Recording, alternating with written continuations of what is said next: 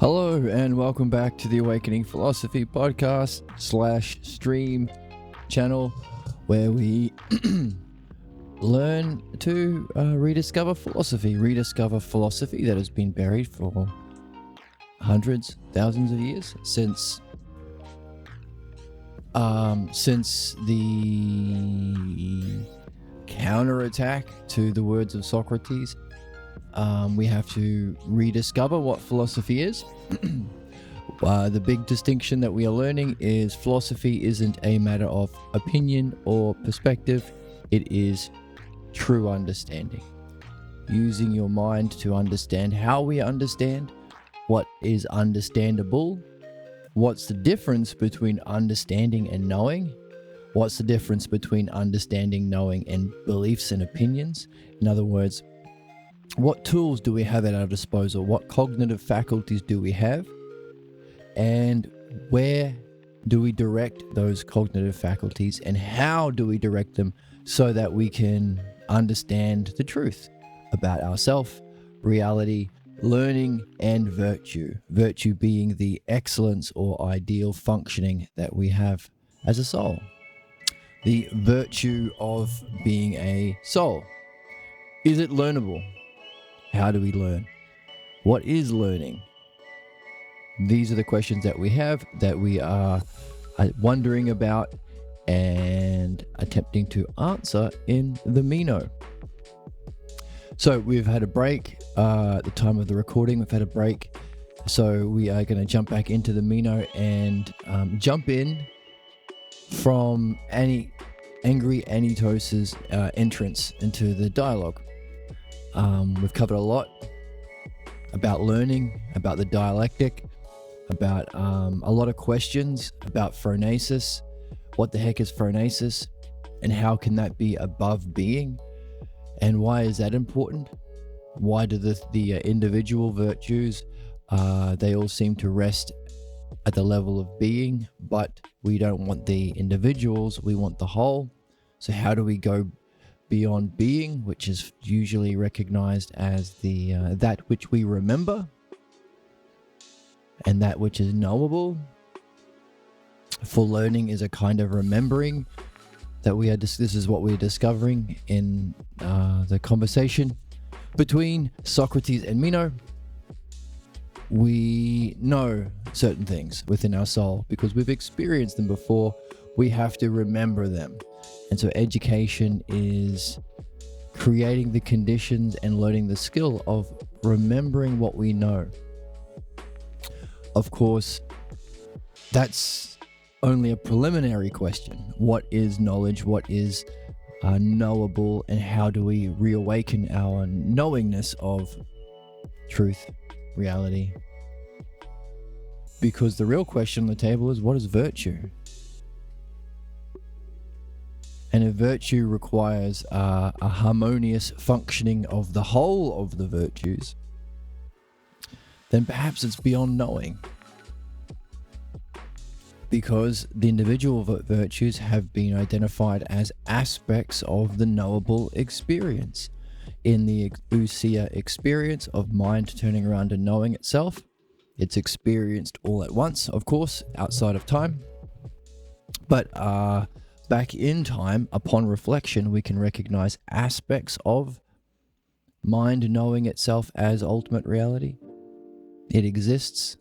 There was a dynamism. There was life there. It wasn't a dead thing. There was a recognition of oneself. Everything was perfectly arranged justly. So there's justice, what we call self-justice, because we are referring to not specific physical instances or appearances of justice, but the justice itself. So not only does the word self give justice a honorific status, the highest, the thing itself, but it also makes it a noun or a substantive. Self-justice, it has a selfhood. It has its own kind of self-existence, eternally, in a knowable way. So what? Well, so that's neat, and it's fantastic to hear that education requires, involves this experience, and this experience can validate, you could say, our understanding that we've developed along the way. And of course, the understanding, the dialectic that we've been learning to reach, the experience of self-justice or self-being, can be employed after the experience to better understand it, to go into that experience in more depth, and then ultimately do what we are doing here. Wonder about the cause of self-justice or self-beauty, or self-courage or self-wisdom. What causes it? Or, a similar question, what do we use it for? What's the highest functioning that we can have while being in a state of self-justice? What do we want to use it for? For instance, athletes often talk, or sometimes talk about being in the zone, where they can act in a perfect, most appropriate for the circumstances way without thinking or planning. Often it's described as effortless, and they're watching it happen rather than seeming to be choices that they're making in each moment. So we call this being in the zone or being on fire. But do you want to use that state of being to score more basketball hoops? To get more baseball points? To do a hard tackle on the quarterback? Or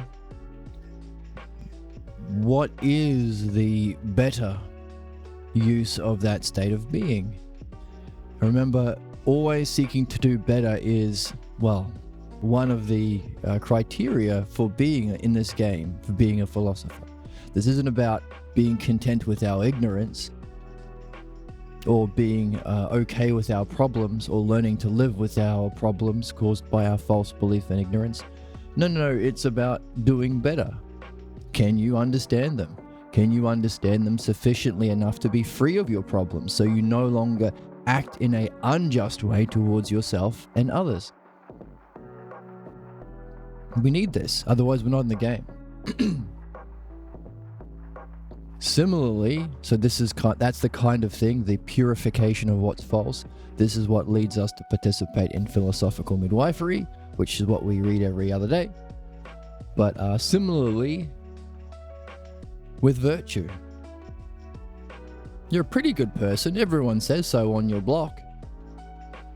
But what is the archetype or the ideal or the paradigm of goodness? What is self-justice? Not pretty just. What's the highest reach of the mind? What's the highest level of being of self? And what's the highest functioning while in that state of being? This we can call always trying to do betterer. That's a phrase that Pierre Grimes coined.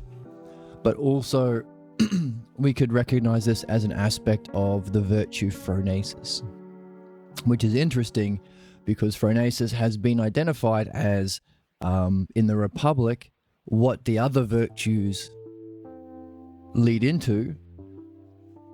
And in this text, we've seen phronesis being referred to as... Actually, let's have a look in the book, because that phronesis is a big one. So the idea is, before we get there, let's finish this thought. So the idea is, what do we use our state of justice or courage or wisdom for? And we are seeing, well, if true virtue isn't defined by its parts, but by a whole, in other words, all of the virtues, then how do we get there? Well, we'd have to get there by reflecting on either the cause of the individual virtues, the cause of being, or the purpose of being, the highest functioning of being, the doing betterer of being. What can you use that state for? Well, if you decide it's not for scoring sports games points, but reaching your purpose, your destiny, your highest purpose.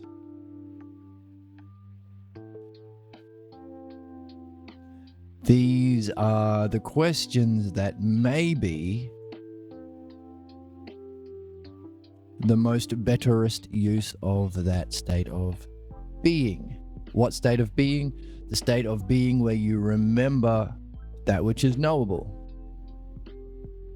So virtue, true virtue, is somehow perhaps beyond the experience of knowingness, which really puts a twist on what we've been reading, because the question we're exploring is virtue teachable? Well, we've already tweaked that a little bit by pointing out, well, this experience of knowing the true purpose of education, different from how Meno was actually educated, different from how we are educated today, that can't reach knowledge. And so Socrates talked about earlier in the text how tragic it was that he hadn't been initiated. He hadn't had that initiation into, so spiritual initiation is another word for another way of talking about awakening nous, awakening that cognitive tool, that cognitive functioning that we all have, called ousia, which is mind's capacity to turn back upon itself and know itself completely. And the metaphor often used is grasping or beholding. In fact, the word ideia in Greek means to behold. Now, this is one of the greatest betrayals of philosophy, that the word that means to behold or grasp has been translated into the English word forms. So when you learn about Plato at university, they teach you the forms, which is nuts, which is a great betrayal, because form sort of points to shape, physical appearance, that kind of thing, whereas it literally means to grasp or behold with the mind. Now, the metaphor we use is like, well, you can grasp or hold a baseball like this. Grasp it with your phalanges, your fingies. But there is only so much of the physical object you can grasp in the physical world.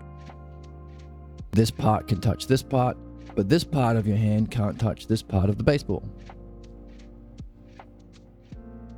Now, in a non-physical realm, or the realm of mind or soul, those limitations aren't faced. Physical limitations. So, mind has the capacity to grasp itself at all points connected. This is often what people, this is what people sometimes point to when describing their experience. If they're fortunate enough to have such an experience, they'll point to, they'll say things like,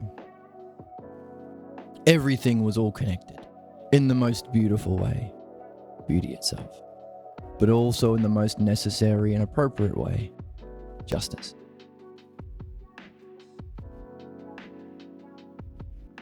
So, if this is something you can't teach but can learn in true education, why is it learning? Because you have to do it. You have to embody the virtues. You have to be seeking truth yourself. You have to be willing to go through the puzzlement and testing, trusting your understanding, even though it doesn't feel familiar. All of the things Socrates identified at the start of the text, it doesn't feel familiar and comfortable, because it's not the way of being of your family or your school or your friends or your partner. But still, you have to have the courage to follow truth anyway. No one can do that for you. ultimately resulting in this, ousia, which is a memory of the grasping or beholding, eidos in Greek, of ultimate reality or mind knowing itself, or the reflection of this of oneself reflected into divine being, grasping itself and knowing itself as that. So if that's what education is for, so we could tweak the original question, can virtue be learnt rather than taught?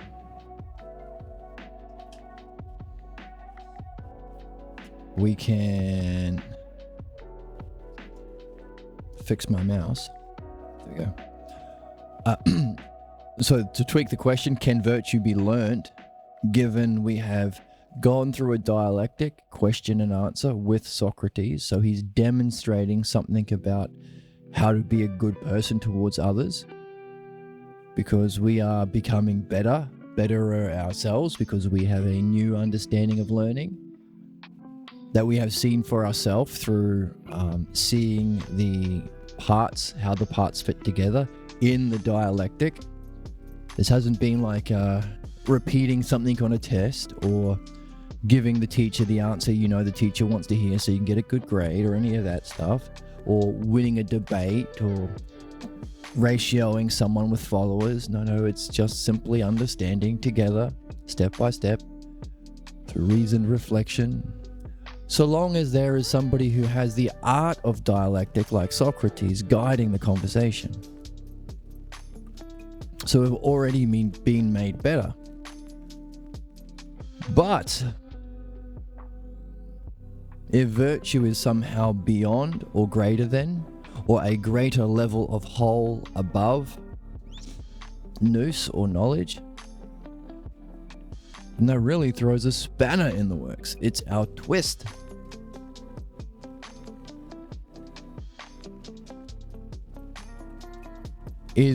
Because the question becomes, is that which is beyond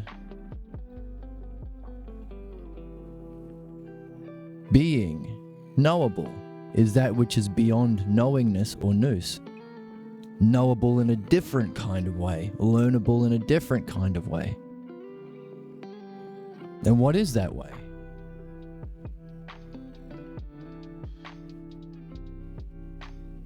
As philosophers, we usually reflect on causes and conditions for things to come to be. So what would be the conditions or causes we would have to put into place to give rise to a kind of knowingness beyond knowingness, or phronesis? Because virtue has to involve that. That was our conclusion from one of the dialectics. In fact, let's jump in and recap that keyword phronesis, because that's really where the conversation is hinging right now. Remember, the conclusion was this virtue of soul, or our ideal selves, has to be involved in some way this phronesis. So what's that?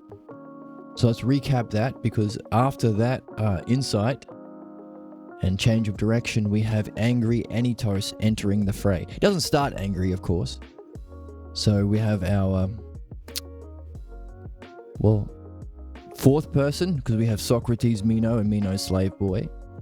He's the one who learnt it was okay to change his mind and be corrected about something. And he would be better for himself and better for others when he gives speeches on math, having the actual right answers.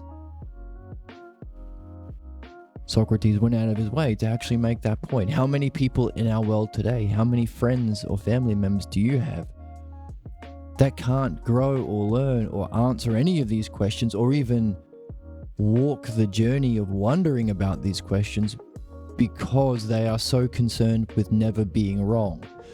Often it's because our sick society, the pathologos-driven society, without having awoken philosophy, without having read the Meno in this kind of way, and discovering that there is a logos, in the absence of the actual logos, something has to take the place. What takes the place? The pathologos. That's our world currently.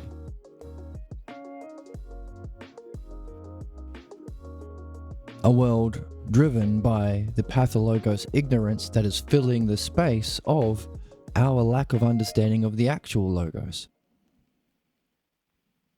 And what is characteristic of pathologos is it seeks to crush the logos, which is a violent act, which is an irrational and immature act. Instead of addressing the reasoning or the argument, especially artfully the way Socrates is doing it, it's various techniques to crush the logos, to crush the mind, to crush dialogue, which is violence. How can we accept that if it's exactly antithetical to the very thing we're here to do? And everyone knows that understanding makes things better to some level. If your toaster is broken, you don't kick the toaster. You understand the toaster. You understand what the problem is as well. And you address those causes that you have seen through understanding. That seems obvious. How can we then act antithetically or against what's obvious and in our best interests? Violence. How do we sneak in violence? Punishment. So one of the main characteristics of our society, driven by the pathologos, is problems are not puzzles to be wondered about and reflected on, as the Socrates is in the Meno. All of the things we're learning in the Meno, aporia, open curiosity or being stung, being okay with being wrong, like we saw with the conversation with the slave boy. All the other aspects that have come up, like who should lead the conversation.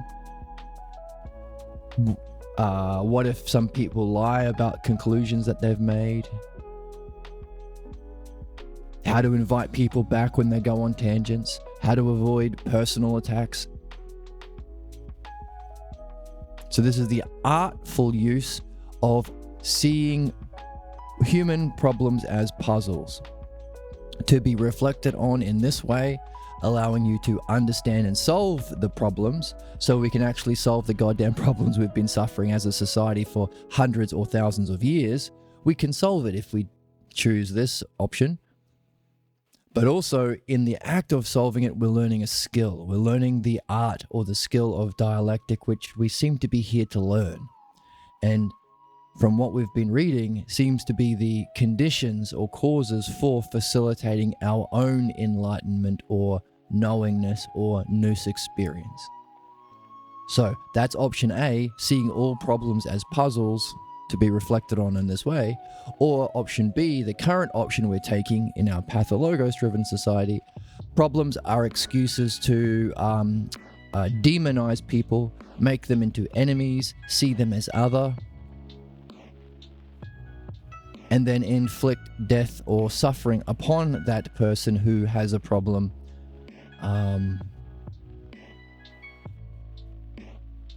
Using the word punishment. Are problems excuses to kick the shit out of human beings, or are problems opportunities to puzzle, reflect, and learn? That's really the option that we have to choose as a society and as a person in each moment. When you have a problem, are you going to use it as an excuse to berate yourself? See, I told you I was stupid, or I told you I was ugly, or not charming, or not funny, or something. See? Or do we recognize problems as puzzles? Well, first of all, you'd have to see a problem. In other words, a problem is not, I can't kick that puppy hard enough. That's not a problem. A problem has to be some sort of block to true self-excellence or virtue. So to identify a problem, you better have an idea of what virtue is. That's the importance of reading this book.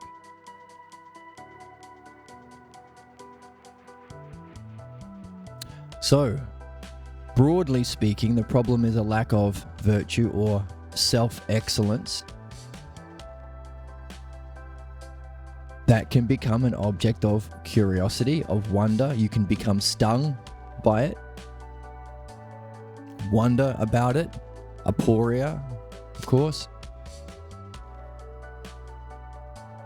Or you can take the sick route, the pathologos route, and use it as an excuse to inflict suffering and declare that the self is bad.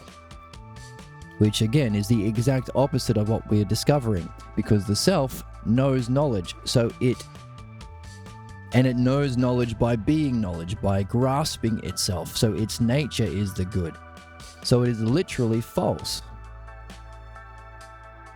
to use any puzzle as a justification to say that yourself is inadequate or lesser.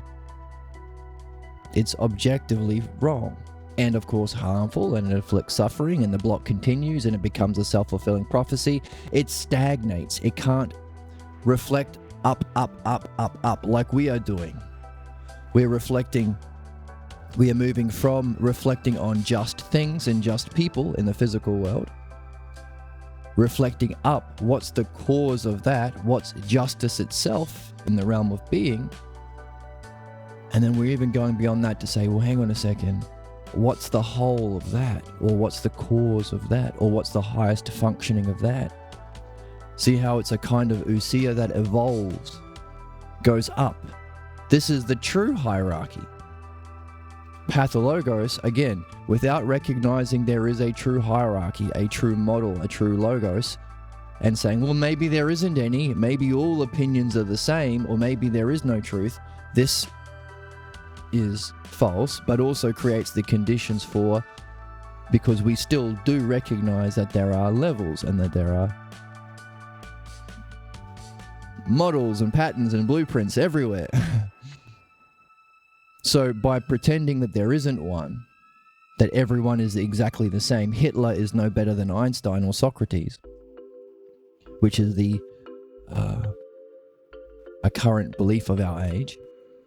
It creates a vacuum for the pathologos to come in and teach false hierarchies. White men are better than women or foreigners and stuff. And this is how come we have the rise of fascism and Nazism even today. Because you can't shoot an idea like in World War I and II. You have to address it and its causes, understand it.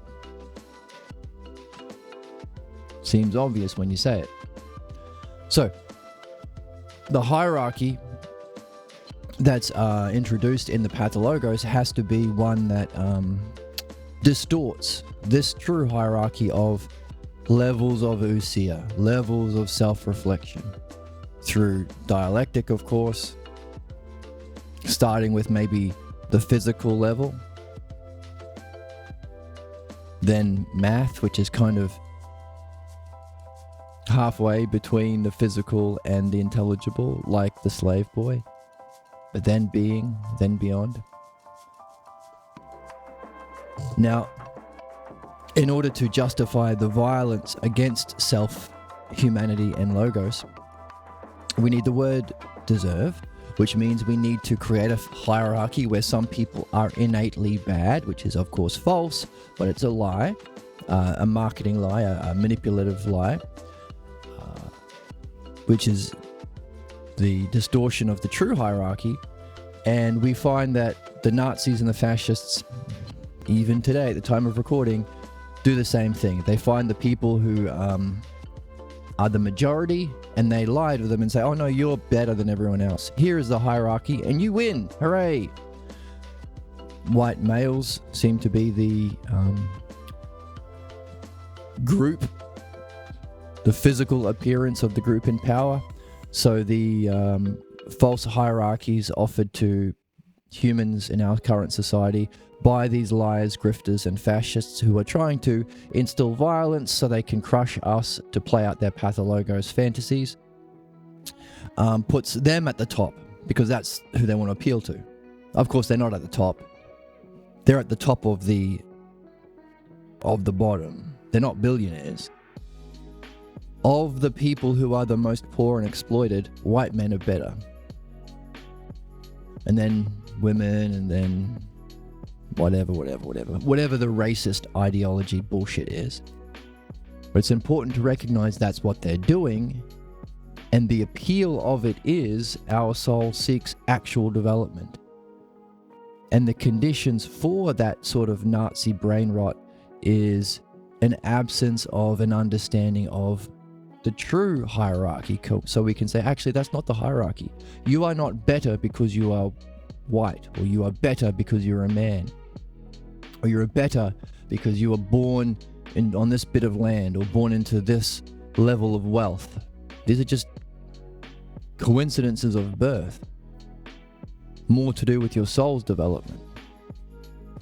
But doesn't make you better or worse. What makes you better or worse is your level of mastery of the logos, the dialectic, and your development of ousia, or cognitive functions.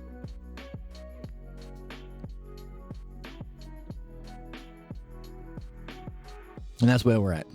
So, and that's the big choice we have to make. Are human problems excuses to lie about the self being bad and not noble, mind being evil and not divine, and understanding being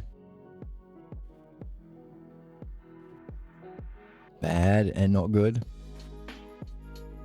Through violence, intimidation, and infliction of physical suffering and psychological suffering? Should we address problems that way, because that's our current model? Or should we employ the model of what it means to be a good human, or a virtuous human, or excellence that we are learning from Socrates, which seems to be seeing all problems as puzzles to be reflected on, and what makes us better seems to be how artfully we can facilitate that reflection, how artfully we can guide the dialectic, invite people to reflect, show them that it's fun, show them that we're having a good time. We can make fun of the sickness of other people. Those are the ones that get angry. Meno's the one who has been insulting Socrates this whole time. Socrates has been artfully inviting him back into what he needs to do, what we all need to do.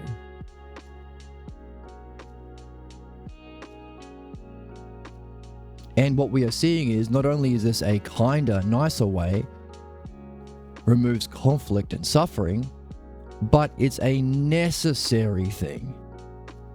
It's necessary for learning. It's necessary for education. It's necessary for excellence and development.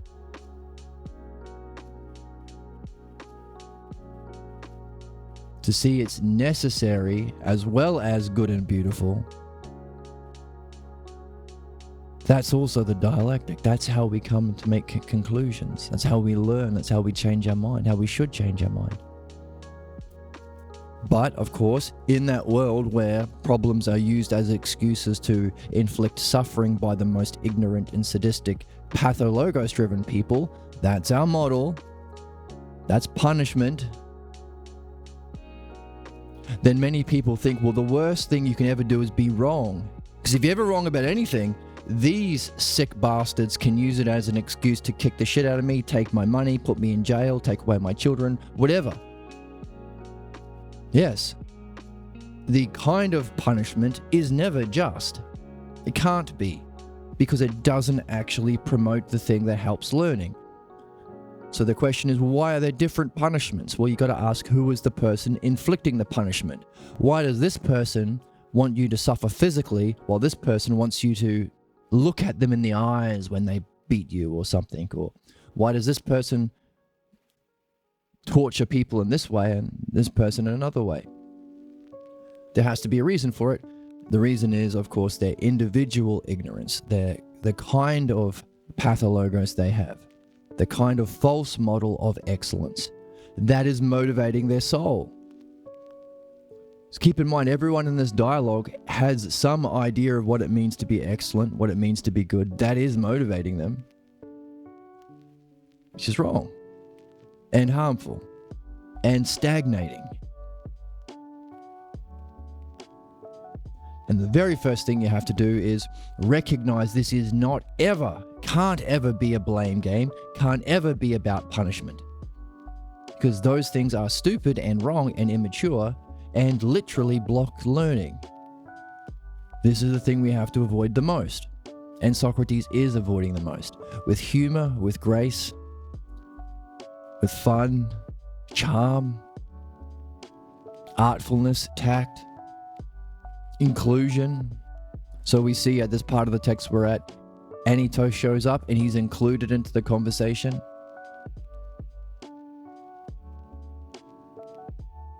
You have to realize that you never have to defend a mistake. That's playing into the bullshit game. It's always a puzzle to be reflected on so that we can reach higher and higher levels of excellence, learning and development. That's it. Problems are puzzles, not excuses for punishment. That's the bumper sticker to put on your car.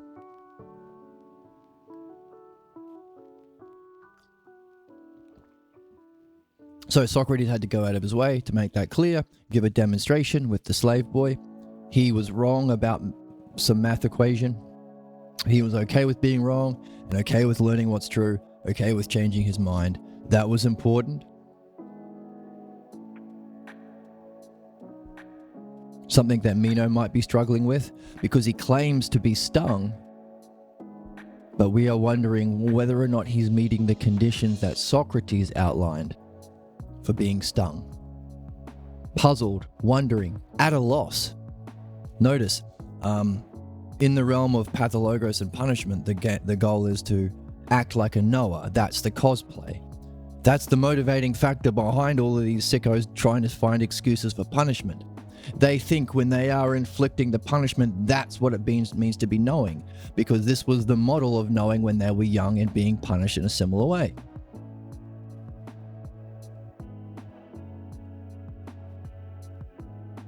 That's as high as they go. That's their idea of knowingness.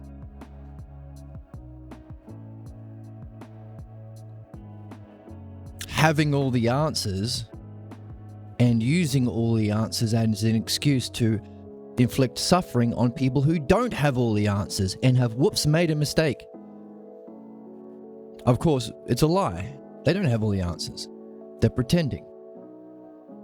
Cosplaying the Noah. Cosplaying the guru. There's a whole industry now in our society. All of these are terrible, afflicted souls. Souls who are suffering the most and acting in the most terrible, pathologos-ridden ways, claiming to be gurus, self-help gurus, Andrew Tates and Jordan Petersons of the world. There's a whole industry of people who have never reflected on their pathologos and just presume their opinions about justice and goodness are right because daddy did it to them.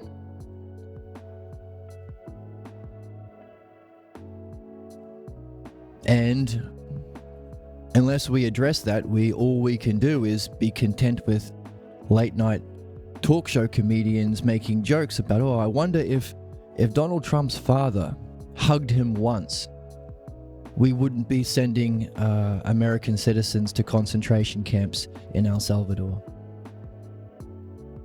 Currently, right now, fascist stuff, amazingly terrible. So they'll joke about, we recognize that people's character and personalities are shaped by their upbringing, specifically Donald Trump's racist family and racist father. And we've seen that he's a terribly racist and violent person, lacking of any virtue. Well, I mean, you could make a case that's the shadow of virtue, so there is still something good in that he is holding fast to his ignorance. But it's, of course, the model is the pathologos model. So all we can do is make fun of the fact that we recognize that Trump is a racist like his dad, and his dad was terrible. And if only he was a nicer parent, we would have a different Donald Trump. That's not good enough. We have to actually address it, insist on people address it. You can't be a guru if you're not doing midwifery. You can't pass off your ignorance as though you're a knower just because you figured out how to manipulate people through wealth and owning capital, owning Twitter, owning or grifting through YouTube or something like that. Appealing to the ignorance and pathologos of other people like Tates and Petersons do. My favorite streamer has come back. What? Have you gone on an adventure? Share wisdom. Hey, welcome back. Welcome back, Sus. I took some time off to focus on music, live music, for a while, but I've decided to come back earlier than I had planned because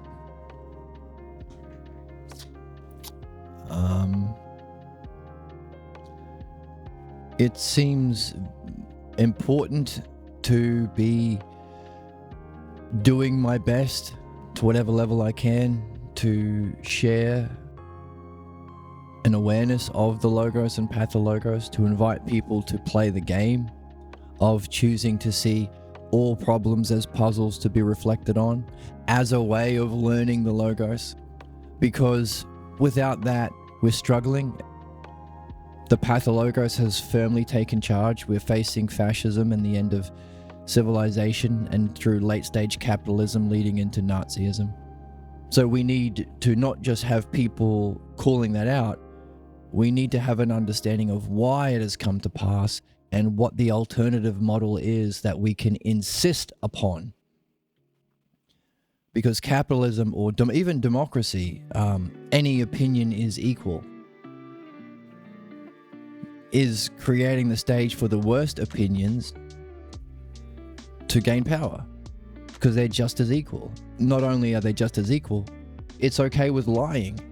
So the bad opinions can unjustly crush the good opinions or manipulate the opinions of other people, leading to this new uptick in white supremacy and Nazism, fascism.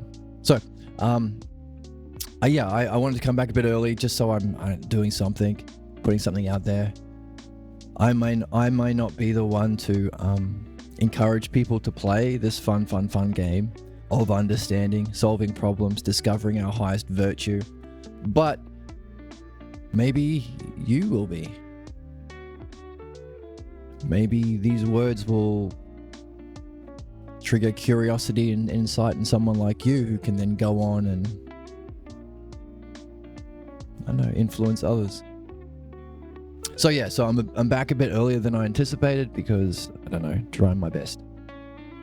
And hopefully I will learn how to be more fun and charming, because there are streamers that are really popular. There are some streamers that stream for like 7, 8, 10 hours a day, and they have like 50,000 people watching them. That's amazing.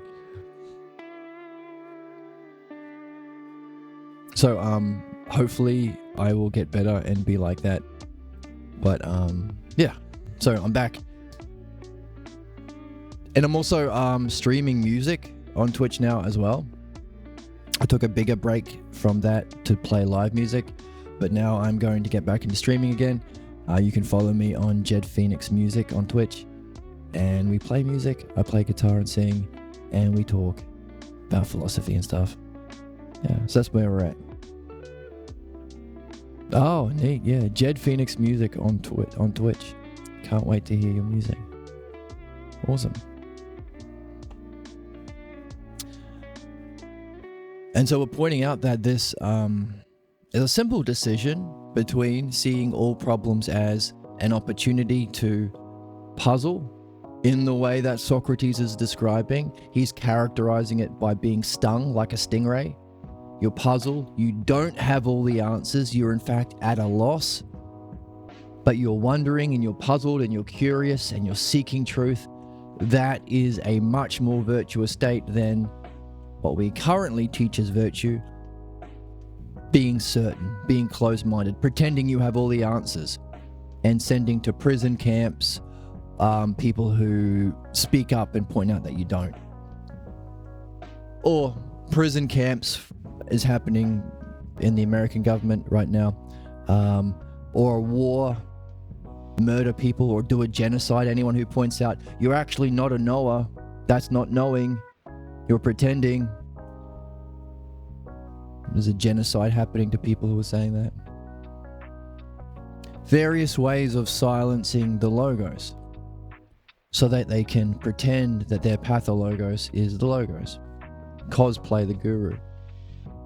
And it's a simple choice, because any guru will not ever use somebody's missing the mark as an excuse to make them suffer, will not ever use somebody not knowing the truth as an excuse to make sure they never learn the truth. They will never use it as an excuse to silence the conversation or inflict any kind of suffering, or try and teach someone that their self is less than noble and divine. No guru will ever do that. So as soon as any of these jerks start doing this, and all of them out there are doing it, you know they're not a guru, they're cosplaying, they're lying. Socrates is modeling what it means to be a good guru or virtuous person. That's the difference. And what's he doing? He's saying, hey, you're not supposed to pretend you know all the answers, you idiot. Be okay with learning. Be stung. Be puzzled. So all problems are puzzles to be reflected on. And if we start that, we will realize there is an art of that reflection. There's a way we can reflect most excellently. That's called the dialectic. So if we see problems as puzzles to be reflected on, we come together, we learn a new art, we solve problems, we learn a new skill. Or option B, problems are an excuse to inflict suffering, which does the exact opposite and eventually ends the human race, while creating suffering, misery, ignorance, so on and so on. Excuse for punishment to enforce the pathologos, or opportunity for puzzlement to learn the logos. That's the choice. That's the only choice we really have to make. What's the start? So, Socrates is demonstrating this, and the puzzle that has come to light is virtue can't be one of those knowable experiences and therefore learnable experiences, because learning is remembering, if virtue contains them as parts. If self-justice and self-beauty are actually learnable, you can remember it. If you take option A, puzzle in this kind of way, well, the virtue we're after is beyond even that. So how do you know something which is beyond knowledge? That's the question. And then the word that we are pointing to, that points to that kind of state of being, a kind of knowingness beyond knowingness, that should be a real puzzle for everyone. The word is phronesis. So we're going to jump back into the text, go back to that key word to refresh our memory, and then we're going to go back to when Anytos, then we're going to go or move forward again to where we are in the text, where Anytos comes in. Socrates doesn't say, you are bad, you are less than us in a hierarchy, you are not the white race, you are not the right gender, you are not the right country, you are not blah, blah, blah. He doesn't say any of that. He includes him to wonder. Anytos has huge problems that historically, I think he actually becomes one of the people who sentences Socrates to death. So he has big problems. Socrates invites him to reflect and puzzle with wonder, following the principles and reasoning of the logos and dialectic. Even Anytos. So he's the fourth character, Socrates, Meno, slave boy, Anytos. That's where we're going to pick up our reading. I'm going to take a quick break to get my coffee, and then we'll jump into the reading. Thank you for joining me, Sus, and thank you for anyone else who's watching along on Twitch or on YouTube.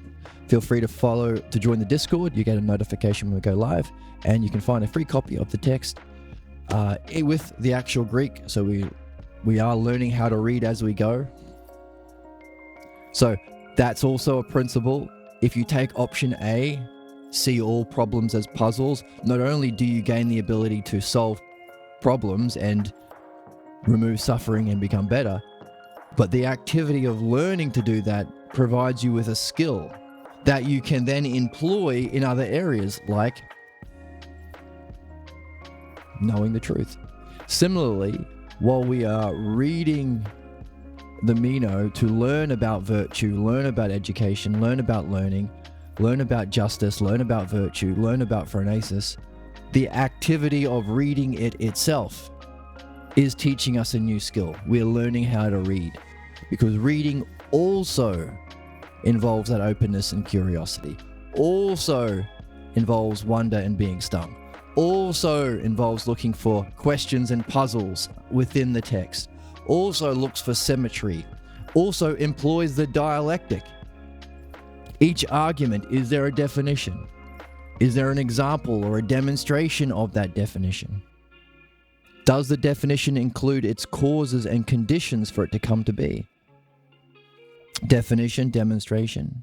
Then is there an argument? What follows if this comes to, if this defined and demonstrated idea, what follows if we use it in this context or that context? What happens if it doesn't exist? That's division. And then can we reflect, ousia, reflect on the whole process and come to a conclusion based on what's beautiful and necessary? Can we apply that structure of reasoning, dialectic, to reading itself? So we're also learning how to read as we go. Fun, fun, fun. Why is it, this is in chat, why is it people who are highly spiritual, self-acclaimed gurus tend to generalize and dissociate from emotions? Good question.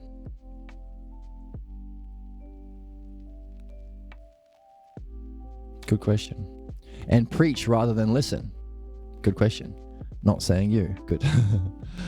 I don't know how to be gentle without making a demand or should statements. No, that's a good question. So what we are doing, that's a question we can carry. So these self-proclaimed gurus tend to dismiss or reject aspects of humanity like emotions, and tend to themselves be blocked from actually participating in an activity where they can learn. Instead, they seem to be insisting on their personal opinions. Why? Why can't they learn? What are they lacking? Is that true ousia if they can't become better? What are they lacking? They insist on their beliefs, yeah.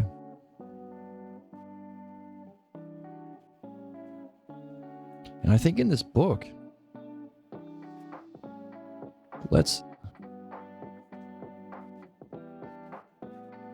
I think Socrates also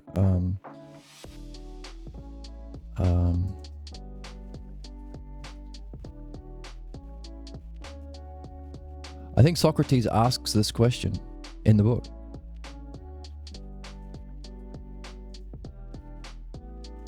So let's find it.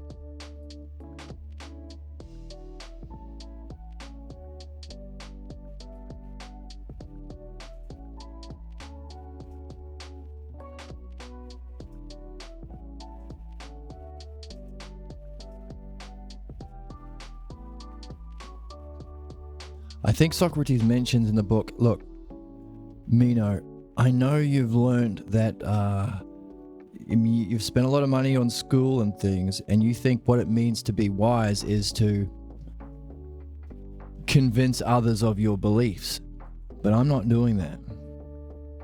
He calls those people the lovers of fighting. We would call them debate bros, but he calls them philonikos, which means lover of conflict. And he says, while their job is to convince other people around them of their beliefs, Socrates says, I'm not doing that. I'm only talking to convince one person, my soul, or one thing.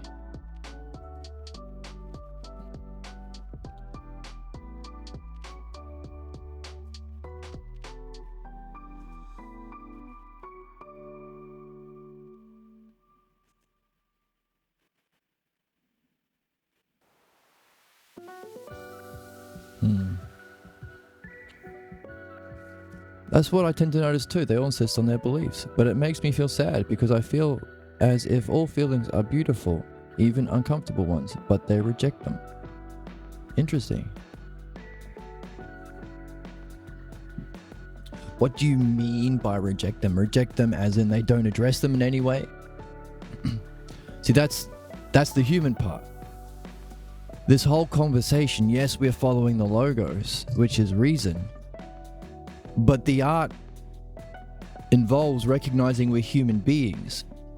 When Meno has, like, the book starts here with Socrates pointing out, this is where you come from, Meno. This is where you come from. First words, Socrates is virtue teachable, assuming he knows what virtue is. He's already playing that role. I know what virtue is, and it takes a long time for him to realize he doesn't know what virtue is. In fact, he may never admit he knows what virtue is. He doesn't know what virtue is. He claims to be Stung later on.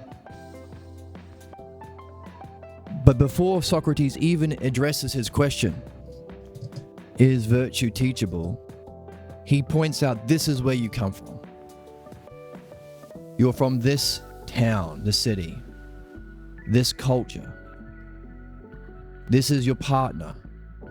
This is where he's from. This is your family. Your lover, again. This is what your culture thinks wisdom is. Being able to give answers in a fearless and grand style, whether you happen to know it at all, whether you know what's being asked at all. As if it benefits those who know. So knowing is some sort of, provides some sort of benefit to the knower, which is different from art. A doctor doesn't use his art to benefit him, he benefits the patient, so there's a different style. It's giving answers, so we see all these self-proclaimed gurus giving all these grand answers, fearless, grand style of giving answers.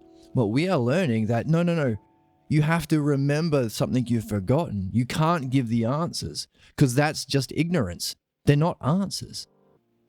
You have to become puzzled and curious and learn a new method, not insist on the false beliefs of your childhood or pathologos, which is what everyone does. Do this other thing. Now, it's difficult because of your upbringing, because of, he's a rich kid and a good-looking kid apparently too, with all these connections and all this money spent with this education. How many people in power today are like this? They go to Yale, they're born in a rich... Elon Musk, super racist Nazi.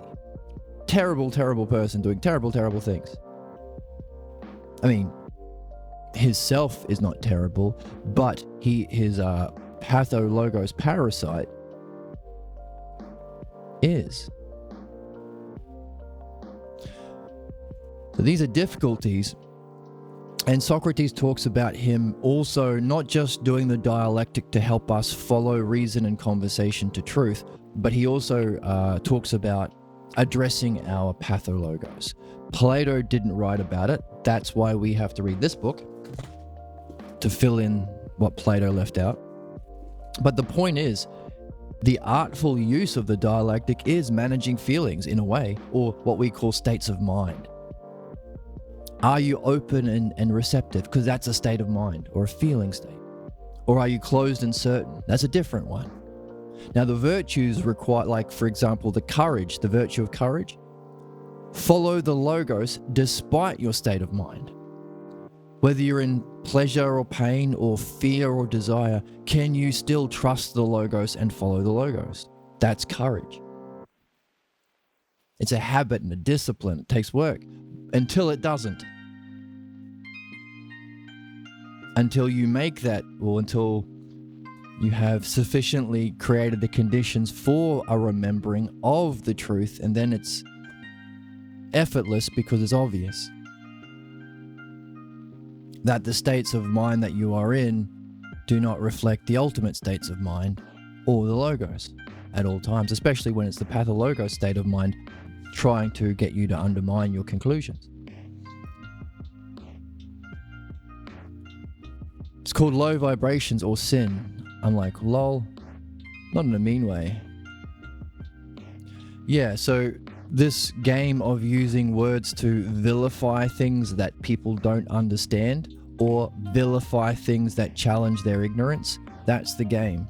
So the word sin, amartia in Greek, means to miss the mark. And again, when you miss the mark, you don't run over to the archer who missed the mark on his archery and punch him in the nose.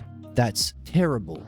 You would lose your archery teacher license. You are no longer a guru of archery if you use missing the mark as an excuse to make your students suffer. They're not going to learn why they missed the mark, and they're not going to learn how to adjust their aim. So the word sin is a bastardization of the actual meaning of the word, missing the mark, which can be treated, part A or option A. All problems are puzzles to be reflected on to learn. That's what learning is. It's what a good teacher will encourage curiosity in learning. But the way that we've lied, or human beings have lied to us, knowingly lied, they lied about the meaning of sin, meaning you are innately bad. That's just basic Pathologos 101. Option B is to use human puzzles we are here to solve as an excuse to vilify you, so you do not fight back when they crush you, when they take your shit, when they tell you what to do, when they impoverish you, when they create a billionaire class. They want you to doubt your own worth. They are close. The reason why they get to have billions of dollars is because they're better than you. Bullshit. So that's why the lie of sin exists. And it's no coincidence that the people who bought into this lie of sin being not missing the mark, but actually an excuse to vilify you, it's no coincidence that these are the people who are aligning with the Nazis and fascists, or the right-wingers. This idea that you are innately bad and a sinner, original sin, and all that bullshit, means that when the worst people come into power, they think, well, they're better than me because I'm a sinner.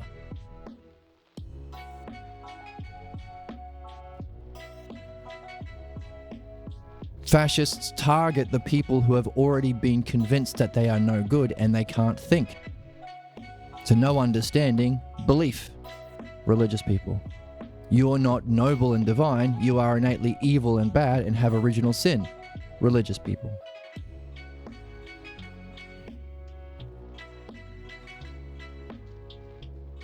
It feels like rejection of being human, yeah. Labeling sadness, stress as a lack of faith, yeah. Faith is even worse than belief, because it's to believe something that can't be proven. Not that it hasn't been proven, but can't be. Or what they're also including in faith nowadays is things that have been proven to be false. We know that the world is not 5,000 years old. But to insist, this is intimidation, by the way. So Donald Trump does it a lot. He'll say, oh, by the way, I won the golf tournament. And he'll look at the reporter in the eye and he'll say, didn't I? He knows he's lying. He knows the reporter knows he's lying, but he'll say, I'm doing really good on the tariffs and the economy, reporter. And he'll stare them in the eye. Didn't I? That's the intimidation.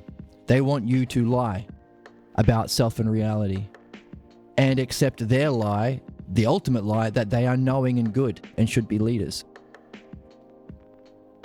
Yes, it's intimidation and oppression and repression, yeah. What is the ego good for, I wonder? Well, we don't use the word ego as a psychological term. We don't use that word. It's very loaded. It means whatever you want it to mean. But what we talk about is the image of the self that you identify with.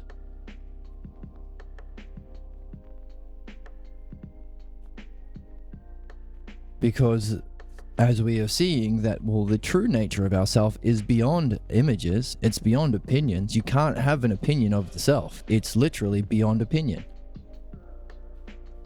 But we develop a false opinion of ourselves as we grow up. That's the pathologos. That's the cause of our problems. That's going to get in the way of the logos. That's why we have to do midwifery, remove the false image of the self that we're identified with by understanding it. You could call that ego if you want. To be free to discover the truth about self. Again, being stung. I'm actually looking for an answer for this one because all I can think of is identity, but it tends to be self-serving and a self-defense, but I'm not sure. Good question. Keep that question. I see an image of self and identity. Probably better way of phrasing. Yeah. And by the way, that false image of yourself that isn't you includes these false ideas of faith and sin from our upbringing, includes a specific pathologos that you got when you were young, and your parents who you were dependent on put on this big show, a big act, big display, so that you walk away with a diminished view of yourself. That's the pathologos. That's the cause of human problems. That's what we're understanding and removing when we read the midwifery book. It's also the character in your fantasies and daydreams. So if you're doing something, reading this text or watching this or meditating or any activity you're doing, and you notice you're getting distracted from what you're doing, so again, you can't do it with excellence if you can't put your full focus on it, you can stop as soon as you notice that you're being distracted. Because you don't have to go on that whole daydream. It could take 10 minutes even, or however long it takes you out of what you're focused on. But as soon as you notice you're doing it, you can stop. Take out a notebook or the note app on your phone and describe the feelings, the states of mind, the words, the images of the character at the beginning of your fantasy, at the beginning of your daydream. Because the whole daydream or fantasy, the tangent, with all its ups and downs feeling states, is just the implications or the consequences of this original false image of the self. So if you go straight for the image of the self, you don't have to play it out. If you recognize the principle from this kind of learning, that the self is beyond images and appearances, beyond even reality itself, beyond even knowingness itself, and is tied to phronesis, which we're going to look at soon, then even if you think, oh yeah, this is really me in my fantasy, I really genuinely think this is the sort of person I am. Therefore, I get attached to my daydreams. I get distracted from the everyday world, the moment, to go into this fantasy. The reason why it has the ability to take you out of the present moment is you think it's you. And if you recognize that in principle it can't be, and in principle it can't be because it's functioning to distract you, which the self wouldn't do, you don't have to play out the implications in your fantasies. You can just take notes of the image and then go back to what you're doing. That's why every true philosopher, when they meditate, like on cushions and things or in ashrams, they always have a notepad and a pencil underneath their cushion.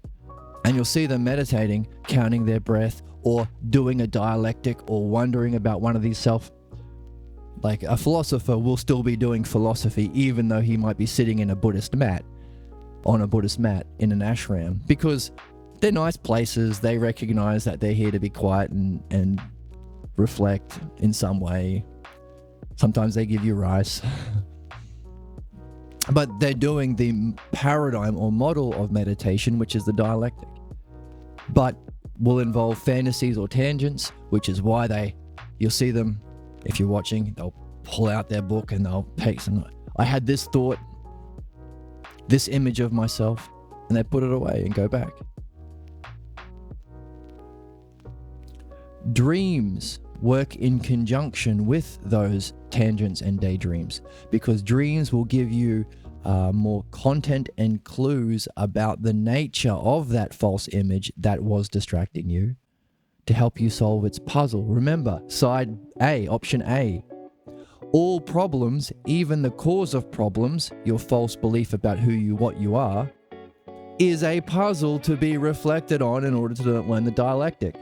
So your dreams give you clues to how to solve that puzzle, how to free yourself from these limited ideas of yourself, to open you up, aporia or being stung, to higher and higher insights or remembering of the true nature of self and reality.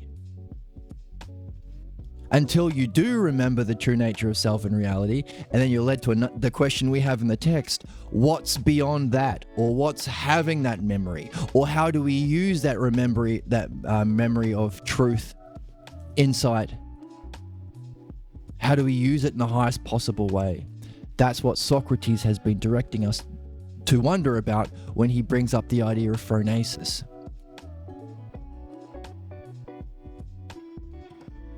And by the way, to get those clues from your dreams, you have to do a few things. So again, it's the principle of not only do you solve your problems if you do dream analysis, you're learning a kind of skill. You're learning to remember, but to remember over a gap between awake and asleep.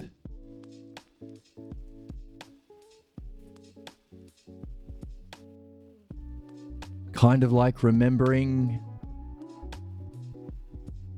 something else that we are here to do, what we've been learning about, remembering something over a gap. But also, you got to remember it and you can learn how to record it accurately and stuff. But to get the clues, its dreams are not literal. If you dream about fighting a dragon, you're not going to fight a dragon tomorrow.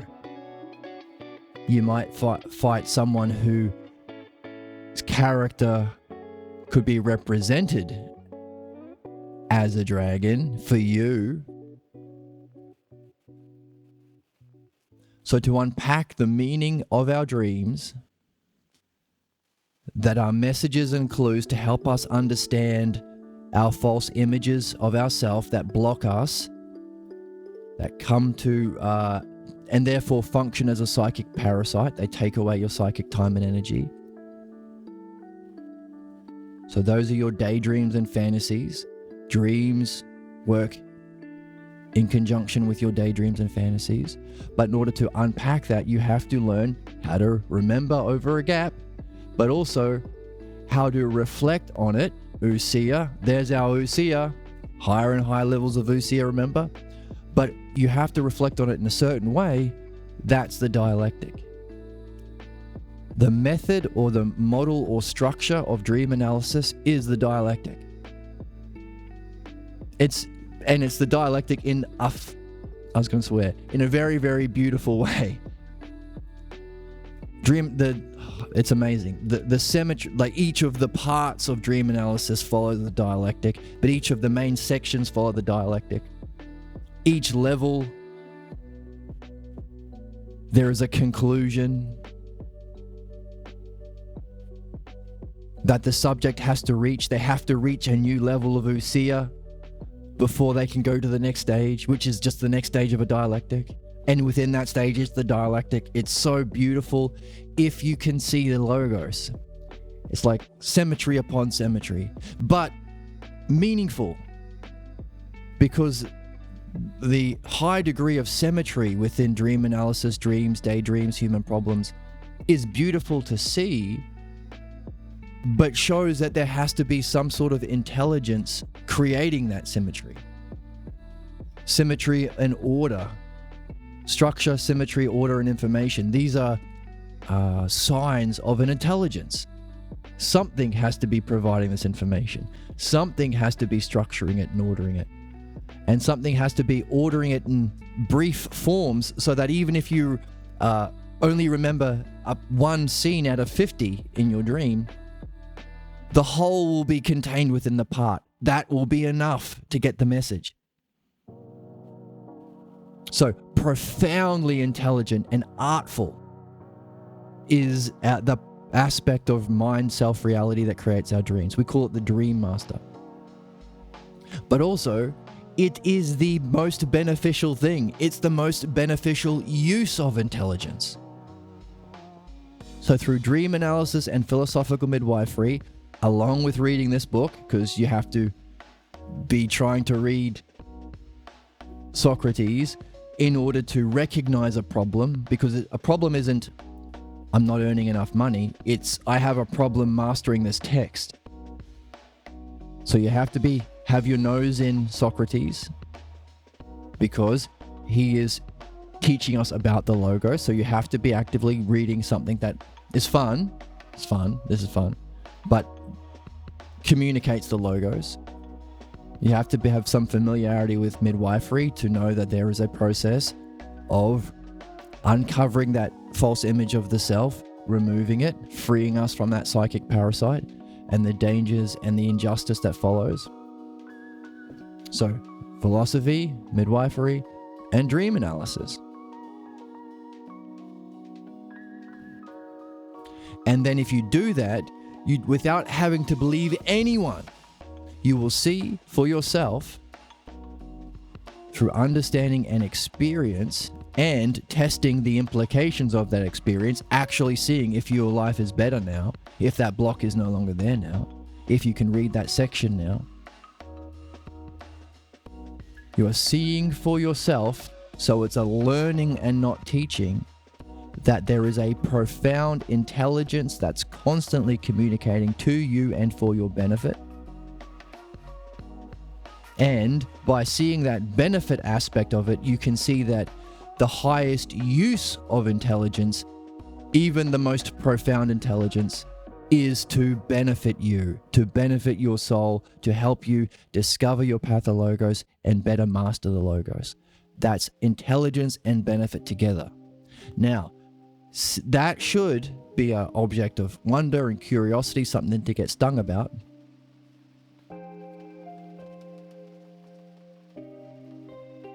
But it also should challenge things of our path of Logos. For example, sin. How can a creator god, or a demiurgos we call it in Greek, in philosophy, how can a creator god create sin? That is a unintelligent use of profound intelligence. Doesn't make sense. How can the devil exist? A profound, wise, supernatural intelligence that does not seek to use it to benefit. If everything is self, what sense would it make for a profound intelligence to act harmfully against itself? Doesn't make sense. So concepts of evil, the devil, sin are irrational and immature. And you can see that for yourself. You don't have to just believe me or find the reasoning pleasant. You can actually see this, verify it for yourself through this game. Through reading philosophy, through doing midwifery, and seeing how dreams bring it all together. And if you constantly look for the Logos, if you look for the dialectic, you're training your vision. In skateboarding, we call it skater eye. The more you skate, the more you start to see the world as a giant skate park. You go into a supermarket and you don't see, bargain clothes sale. You see, oh, I could grind that, or I could ollie that gap. Similarly, we look for the intelligence, providence, symmetry, meaning, intelligibility of every single moment, reflecting the Logos and dialectic, to get not skater eye, but Logos eye or dialectic eye. And then you start to notice the coincidences and the symmetries, which is beauty through time. Conversations, if there were real, genuine conversations with good people over coffee, you might notice that the conversations you had at the start of the day have clues for puzzles that happen at the end of the day, or vice versa. Which is another reason why I started this podcast and this streaming earlier than I'd anticipated. Because doing this first thing in the morning, reading a work that reflects the Logos, so Socrates or Pierre Grimes pretty much, not only helps you learn the thing, master the subject as we are mastering together as we go through this, and have fun together and talk about meaningful things and understand the world we live in. All that's fun, the best fun. But also, if you keep an eye open for it, and an open, curious, wondering mind, aporia being stung, the theme so far of the text, you'll notice that the information or the insights or the questions that you had at the start of the day when you joined us, well, we read this text together or reflected together, come up all through the day and can maybe even anchor you. One thing I noticed that when I go out to play music, sometimes I'll get nervous. And in that uncertainty and nervousness or doubt, you could fall back on your pathologos insecurities. No one likes me, whatever it is. I'm not good enough. I'm a sinner, whatever. And that will ruin the fun of music for everyone. But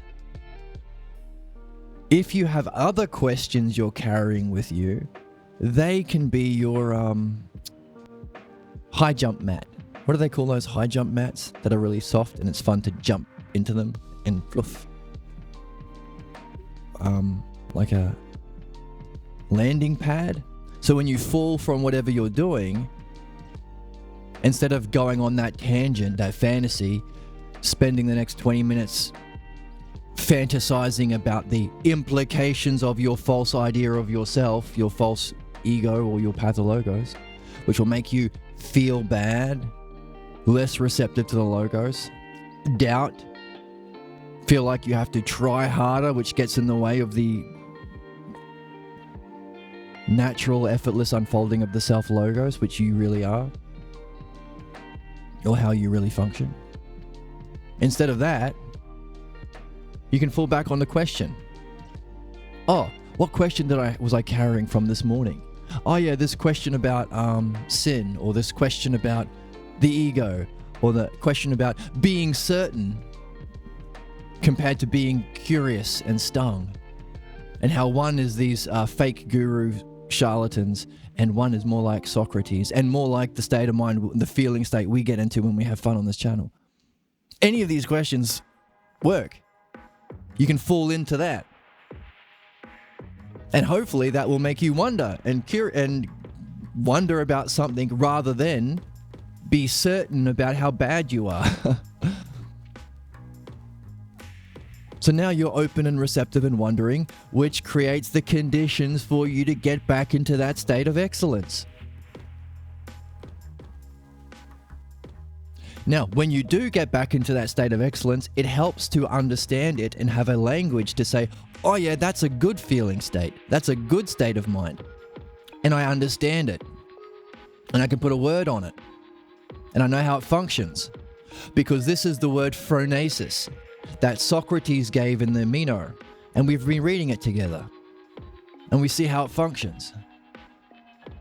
This activity of using your understanding from your reading to assign the appropriate names and words to states of mind based on how true they are to justice, beauty, self, and reality helps you to maintain that state of mind. The goal is to never fall out of excellence, to never fall out of your true self.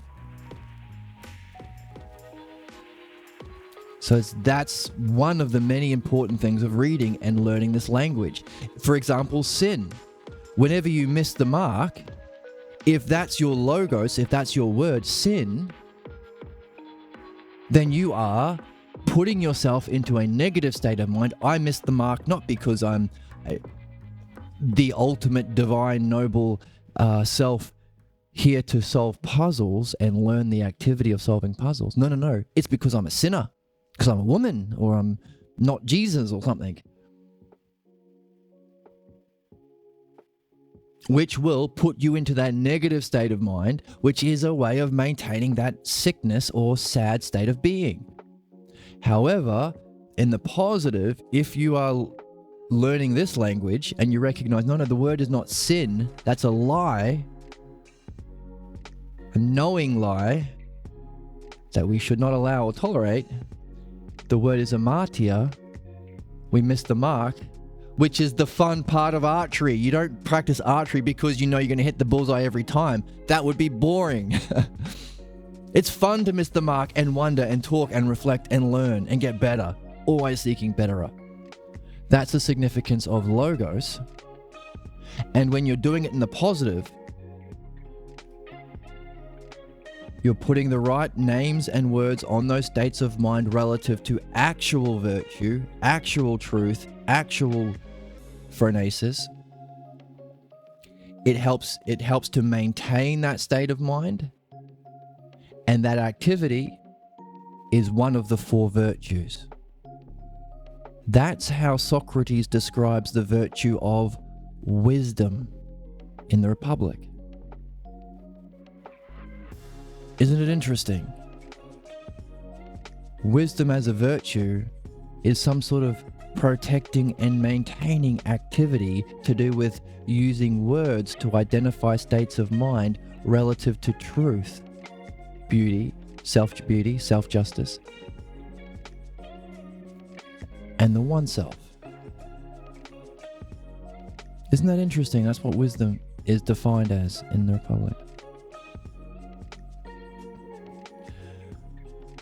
I see. I never know what to believe or what words to use. Oh, you're not supposed to know. You're supposed to be curious and have fun with your friends, also seeking to know the right words and to use them and to test. So that's the game we're in. You're in the right place. Nothing gives me much answers as the aspect of empathy does. Right.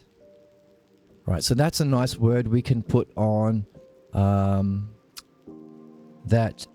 we talked about the amazing intelligence of the logos that we are learning to see and embody ourselves in our random thoughts, in the goals we choose, in our distracting fantasies and tangents to just give us clues that we can puzzle about, the dreams that help us, these works that we read, both this one and the midwifery.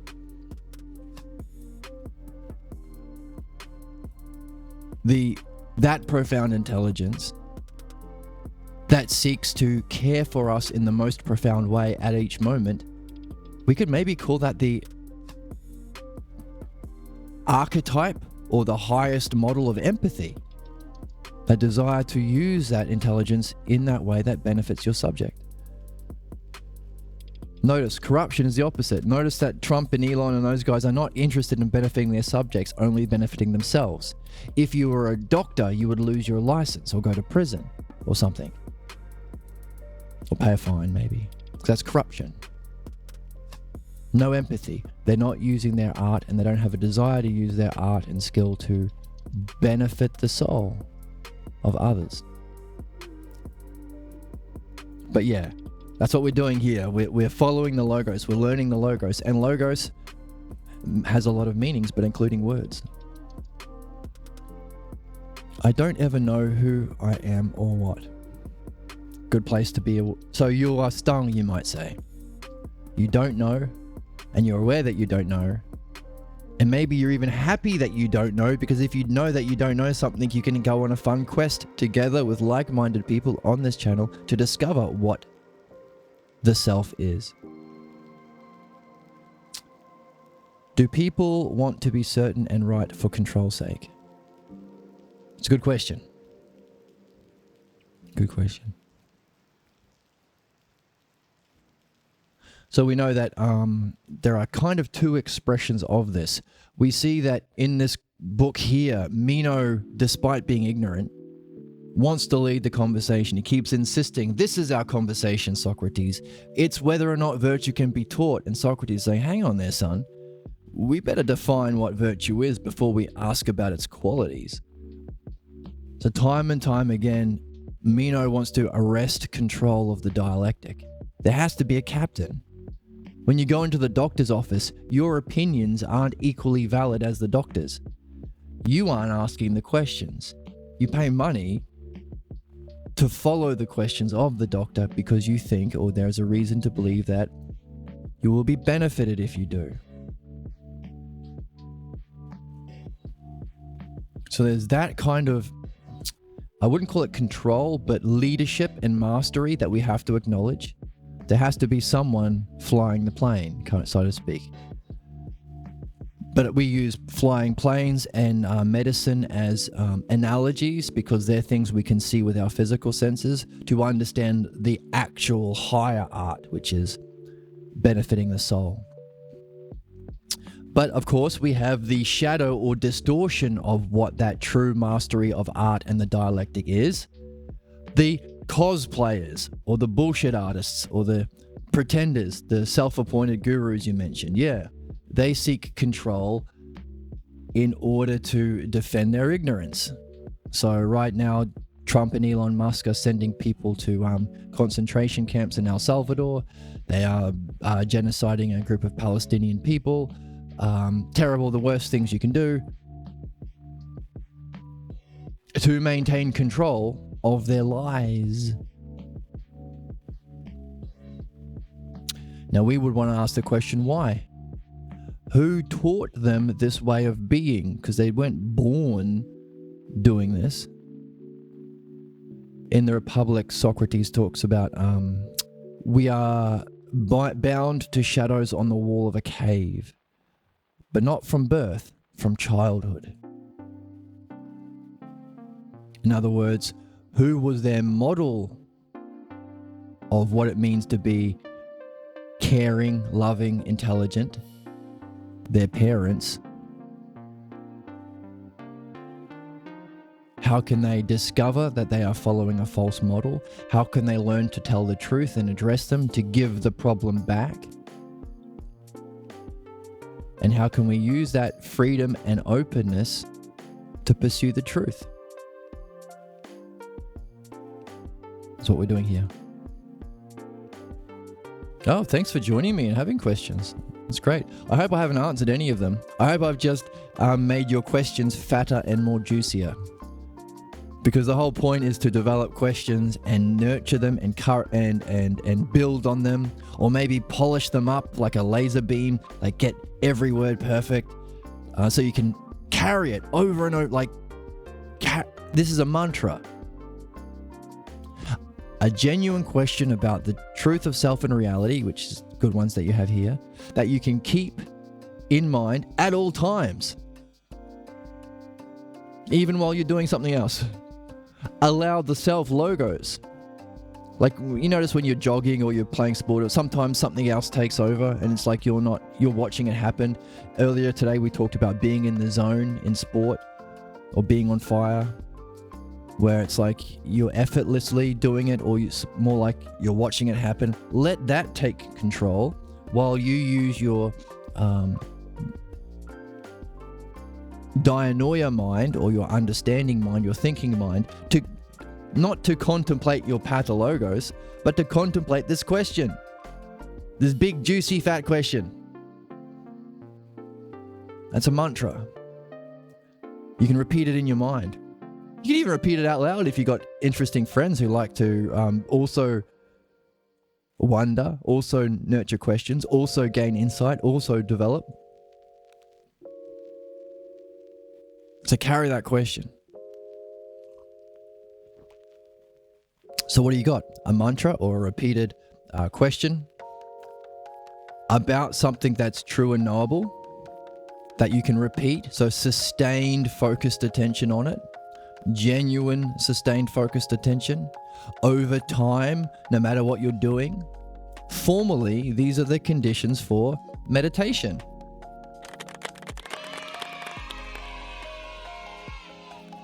Which is why this game of developing questions, the way Socrates is teaching us to do in this book, the feeling state or the nurturing of the state of mind, of wondering, of aporia, how to ask and invite, how to avoid tangents or attacks or personal attacks like Meno does, how to use humor to direct you back to your question. Meno tried to take us on a tangent by saying, Socrates, you're ugly. You look like a flat-headed fish. Socrates used his good humor and charm to say, oh, that's interesting. Now, I know you're only saying that because now I have to make an analogy about your appearance, and you're very good looking. So I know you don't mean I'm really ugly. You're just waiting for a compliment because you're so beautiful. I'm not going to fall for your tricks. Let's get back to our question, which is a very funny and charming way of resolving this invitation to a fight that Meno is offering, that Debate Bros offering, that Peterson and Tate and Trump and Vance, JD Vance, and all these other fascists and ignorant people who claim to be gurus, they offer fights about images and appearances. How do we dissolve that? Oh, that's not my question. I know where that's going. You seem to be very curious about beauty. That reminds me of my question. Have I told you my question? This is what we're doing. We're nurturing questions, and hopefully anything that I say just makes you more curious about the question, makes you realize it's a good question. It's a very good question. According to Socrates, the wisest man ever, but according to truth. Not just because Socrates says it, but it's a good, what's the word? Sometimes when you doubt yourself, you can say, hang on a second. It's Socrates saying that this is a good question. I know my dad says, you're off with the fairies, or my mum says, go do chores instead, and my friends will make fun of me for being off in the clouds. But Socrates doesn't say that, so I'm not going to fall for you, doubt. That's courage. Until you recognize for yourself, oh no, that's what we're here for. All these tangents and distractions and diminishing of the self because I'm a sinner, that's just all pathologos nonsense. That's not what we're here for. So hopefully you've got a big juicy question. And I'm just encouraging you to do that and to make it more interesting and to hold it. But not just hold it, report back. Try it for a week. Did your questions change? Did you polish them up? Did you get better at holding a question by the end of the week? How did it affect your state of mind? How did it affect how you function in the world? Report back to us. Either maybe on Discord, but I guess in the comment section as well, or on live streams.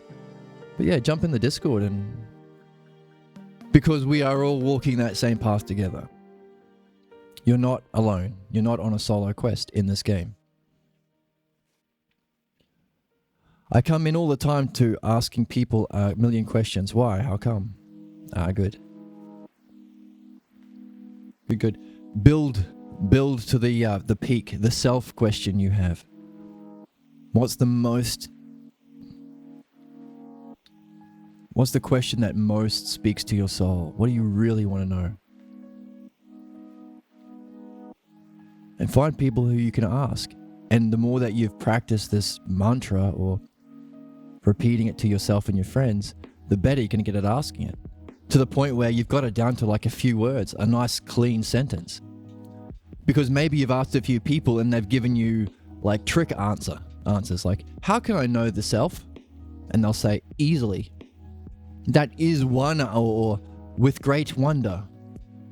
That is a kind of answer to a how question, but it's one of those like dumb jokes that people make. I don't think it's funny because it's so easy. Like, how do you get to the shop? How do you get to Carnegie Hall? Practice.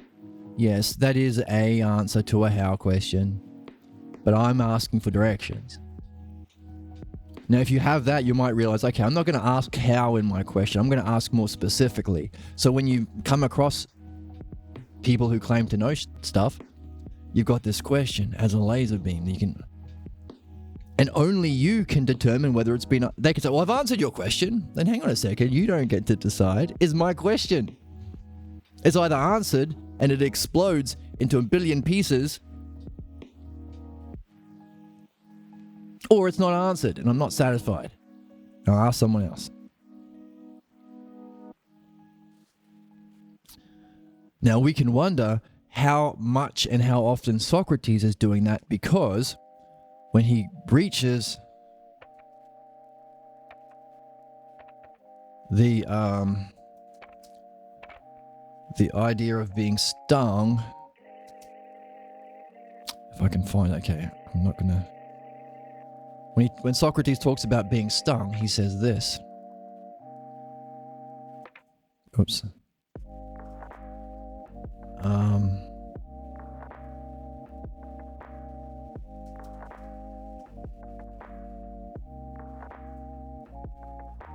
Here, let's read it.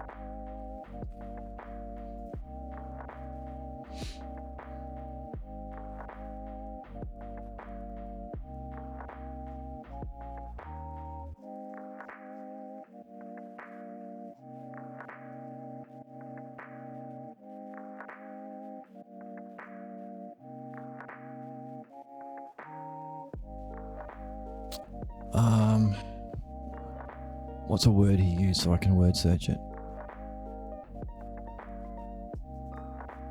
No. Maybe.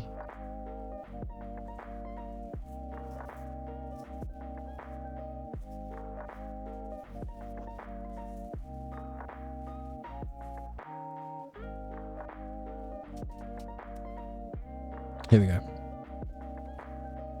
So this is yep. Also, yep. Always spread word of this stream. Oh, awesome. Nice. And if you have any suggestions on how to make the stream more fun or more appealing or whatever, the whole idea is to share that there's this game. You're playing it anyway. You are living a dialectic of what you think is true. You just are doing it like a zombie. You haven't reflected on your image that your whole life has been seeking. Because the pathologos is an idea of the good and beauty that our soul seeks. So our whole life becomes, how can we create the conditions where I can play out my pathologos injustice the same way it was done to me? How can I look for conditions to play out my ignorance with impunity? That's what we're seeing. People in power with money, that's what they're doing. They're playing out their ignorance with impunity. They are copying their parents with impunity. It wasn't right when it happened to them. It's not right when they're doing it to the world.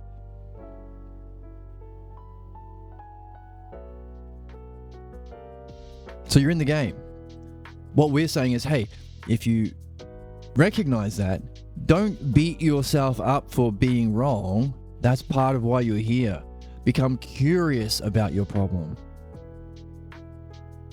So you can understand how you're functioning, the idea of yourself behind that, and behind that, the conditions for this false image, so you can go back and address those false gurus themselves, the Dharma successorship. Dharma successorship is the fancy word in Buddhism for the spiritual teaching being passed on. Yeah, you are a fake guru, Peterson, Trump, Musk, whoever, imitating the fake guru who did it to you when you were too young and dependent and didn't have a mastery of the Logos when you were 4 or 5 years old. You are passing on the ignorance. Do unto others the injustice done unto you. But we're all in that game. What are you going to do? Kill everyone? Then who's going to do the killing? Because no one is without sin. Okay, I'm not going to... That's an expression. So we know that the word sin is bullshit, so let's get rid of that. No one has never made a mistake. So who are going to be the prison wardens at these concentration camps you're setting up, Musk? You? Well, Trump? Doesn't he lie every second of the day? Shouldn't he be the first one in there? It's silly to use human problems as excuses for punishment because it doesn't make sense.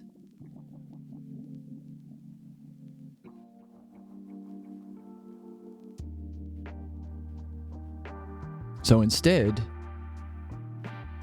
wake up. Wake up to the fact that you've been in a zombie state. Because that's the human condition with the pathologos.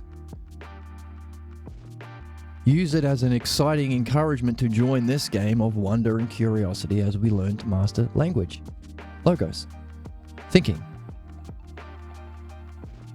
So I'm trying to make this game fun and invite people to play. let them know that they're doing it anyway. All I'm saying is, hey, you're in the video game anyway. Why don't you learn the instructions? Why don't you check out the instruction manual, see what the goal is? Otherwise, because you've been in the tutorial stage for so long, you know, you want to play the game.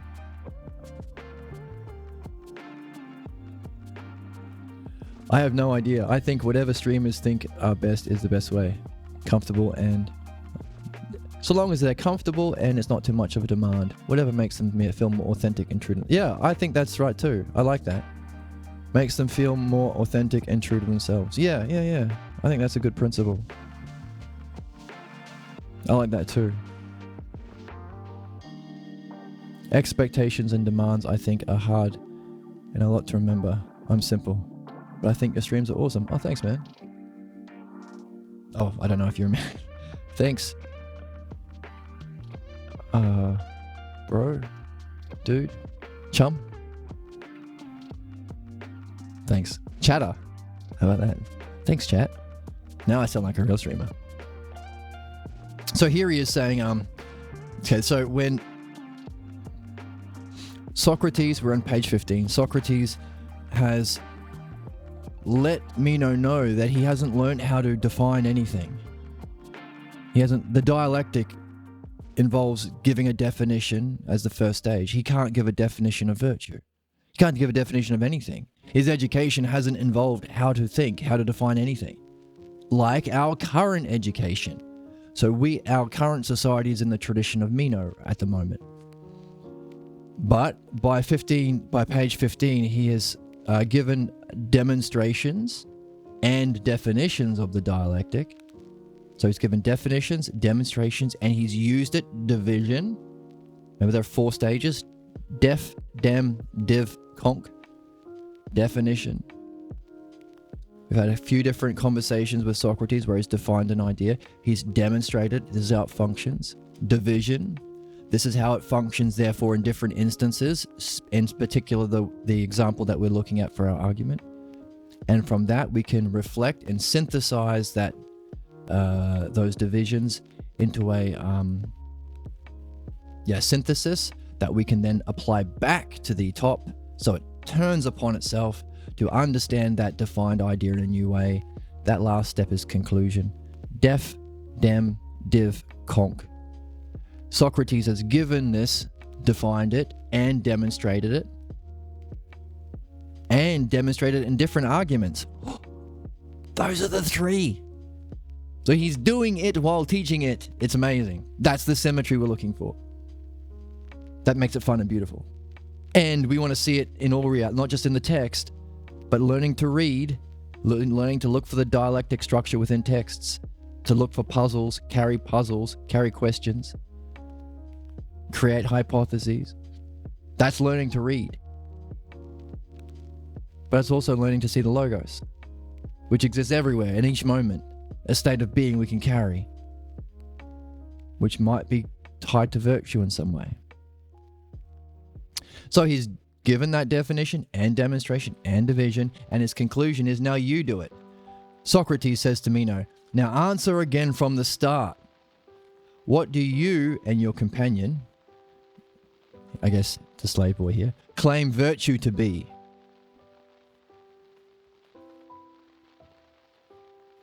Meno says, "O Socrates, on the one hand, even before I met you, I heard that yourself was nothing other than puzzled." Puzzled. A-P-O-R-E-I-S. There's our aporia.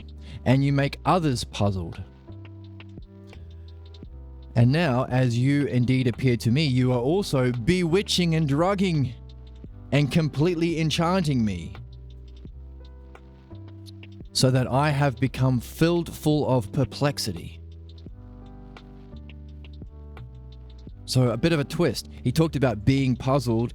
I've heard that Socrates is puzzled, and you make others puzzled. But now he's saying that you're tricking, or you're bewitching, or you're drugging me, or you're enchanting me. That's a bit of a twist.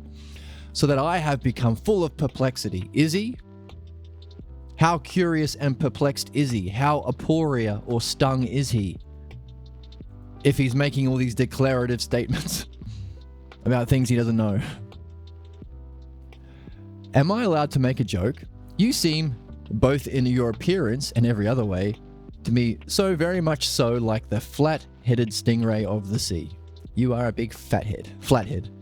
For self also always makes everyone numb who comes near and touches it. And you have also appeared to have benumbed me in such a way, stung me. For truly both my soul and my mouth are numb or stung. And I do not know in what way to answer you.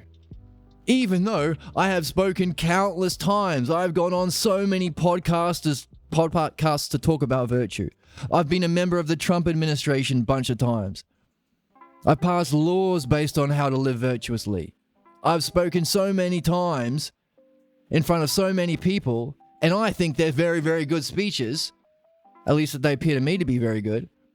But now I can't even talk about this thing that I'm supposed to be an expert on. Sound like everyone we know? But now I cannot in any way say what virtue is. But I'm the expert. I've been on Joe Rogan like 10 times. And you appear to me to be well advised, hey, don't you go overseas, don't you travel abroad or away from your hometown.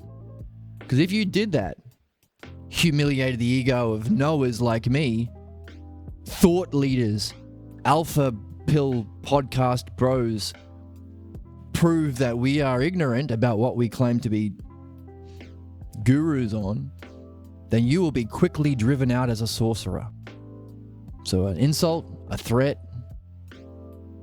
Is he? How stung is he, really? Socrates is encouraging to be stung, especially since what he is so certain of is wrong, terribly wrong. We can see it. We can go back. His idea of virtue involves having enemies. What the hell? How is that virtuous?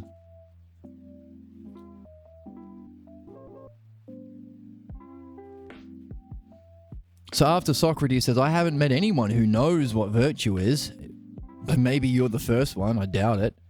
Meno said, it's not difficult. First of all, the virtue of a man is easily stated. This is the virtue of a man. He must be competent enough to manage the affairs of his city. And while managing those affairs, he should, on one hand, do good to his friends and harm to his enemies, while making sure you are never suffering harm yourself. Is that virtue? Harming people?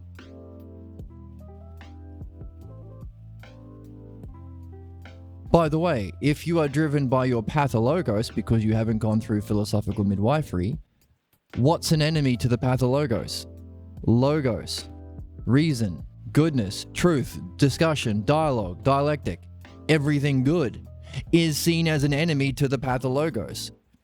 Therefore, this idea of virtue that involves harming people because you consider them to be your enemies, despite the fact you have no idea whether they are your enemies, you could be mistaken, and you could have an ignorant idea of what's good and bad. But also, how can virtue make things less virtuous? That doesn't make sense. How can hot things make things cold? But it is the conditions for fascism and tyranny. So we know that he has this terrible idea of virtue that involves having enemies and somehow justifying inflicting harm on human beings, which is fucked. Sorry, Meno, but it is. Sorry, not sorry. And here he is claiming to be giving big speeches and talks many times in front of many people, passing on this terrible fascistic ignorance. How many alpha podcasts? That's the whole manosphere. Currently, at the time of recording, there is this sickness in our world of these most ignorant, abusive, violent, monkey-brained. That's not fair to monkeys. Mush-brained fools claiming to be gurus and they call themselves alpha males, or the alpha bros, or even tech bros. Is really weird. And their whole thing is being able to harm enemies, having enemies, and winning over people. The same sickness that Meno had, we are still suffering from 2,000 years later. It's time to read the book. Anyway.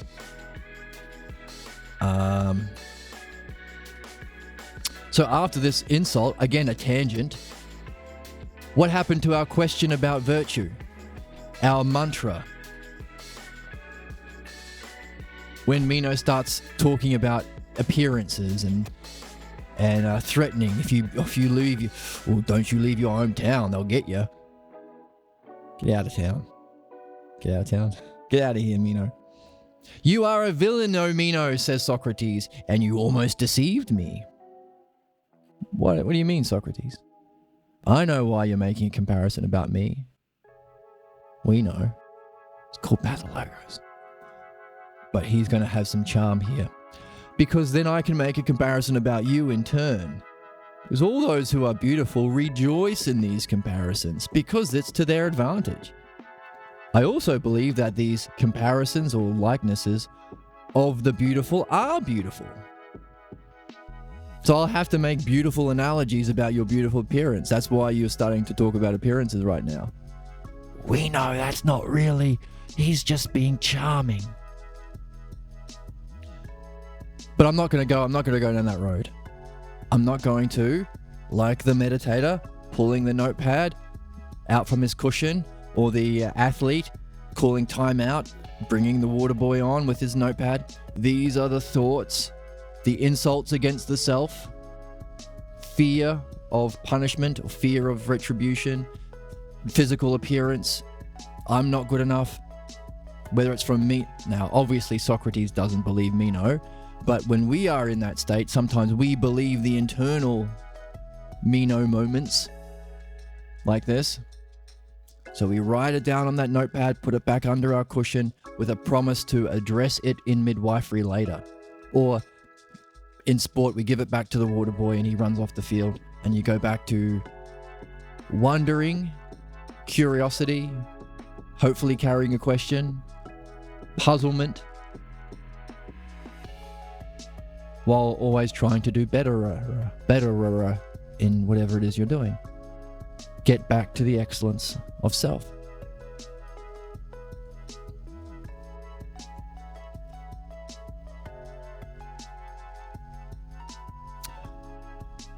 So that's what we can do when we have these moments ourselves. But then we go back to our question from the tangents. And what's the question? So I'm not going to go down that tangent with you on comparisons, of physical appearance. But as far as I'm concerned, if the stingray is self-stinging, self-benumbing, and thus and by that reason it makes others numb or stung, then I am like self. Now, I am like the self, so maybe the one self that we're after, the higher self, that's its functioning. But also the word self can point to the subject of the sentence. It has 3 different functionings, the word autos in Greek. So there's a little twist. Socrates is saying he's like self, interesting. But in terms of the sentence on the lower level, I am like it. If the stingray is self-stung, and by stinging himself, he somehow stings others, then I am like it. For I do not make others puzzled from my self-abundance, from being certain, from acting all tough and alpha, from acting all loud and abusive, for threatening reporters to agree with my lies, threatening people with concentration camps in El Salvador, as Donald Trump is doing currently, murdering children of different countries or beliefs, as the West is doing to Palestine right now, genocide. Not from that kind of certainty or abundance, but by being more puzzled or more at a loss. I'm at a loss. Puzzled. I'm all out at sea. That's how puzzled I am about my questions. About self, reality, logos, and virtue. In this way, I make others puzzled. And now, concerning virtue or excellence, what it is, I do not know. Perhaps you did know before until you touched me. However, now you resemble someone who doesn't know. Is he really stung, or is he just pretending? Nevertheless, I am willing to consider and search along with you for what in the world it is. Back to the question, back to the invitation, back to the dialogue, back to our wonder. And that's what I wanted to point to in reference to your question, Chatter.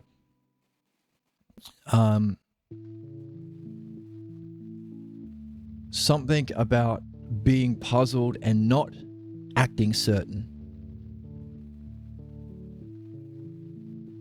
Socrates is embodying and probably tying with this question of what in the world virtue is.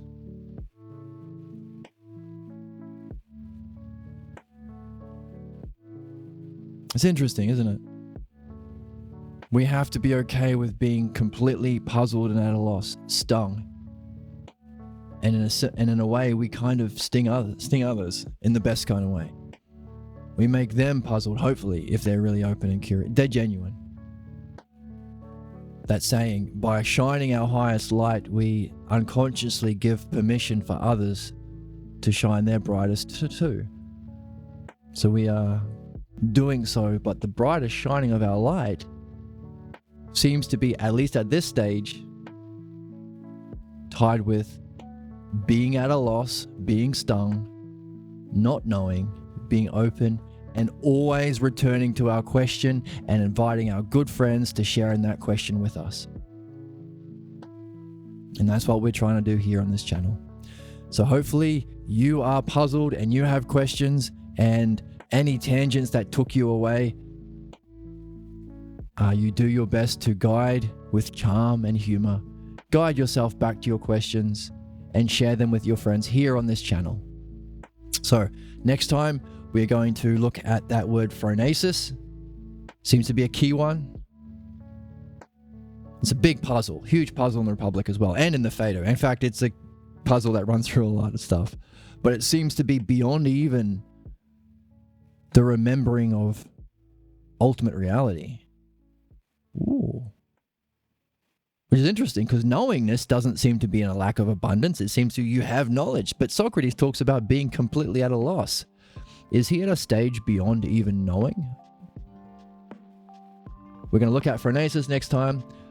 Once again, thank you for joining me. Thank you for joining me on the stream. I love the questions. I love the conversation. Feel free to join on YouTube or Twitch, Discord, link below. You can find a copy of the text for free below as well. And yeah, if you feel like sharing your experiences as you try any of these, feel free to share it in Discord. Because you're putting words on your experience. You can nail things down in understanding. You can maintain and protect states of mind that are good, which is part of the virtue of wisdom. And hopefully, eventually, having gone through all of these stages and put words on them with your friends in this community, hopefully, as you go, maybe in some time, you'll be able to turn around and help others through that experience, and you will have recognized the stages that others are going through because you've gone through it yourself, you've talked about it, you've put words on it, you've understood it. So you'll be a better guide or artful practitioner of the dialectic like Socrates from having gone through the puzzlement of your own problems together with words yourself.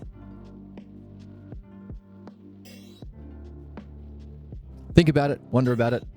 Thank you once again for joining me, and I hope to see you next time.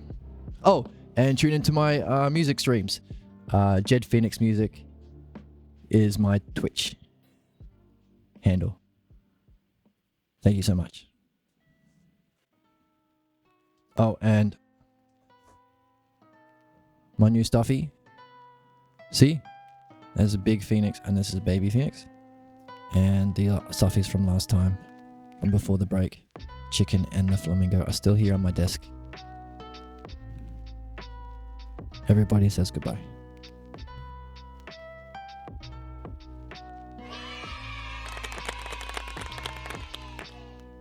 See you next time.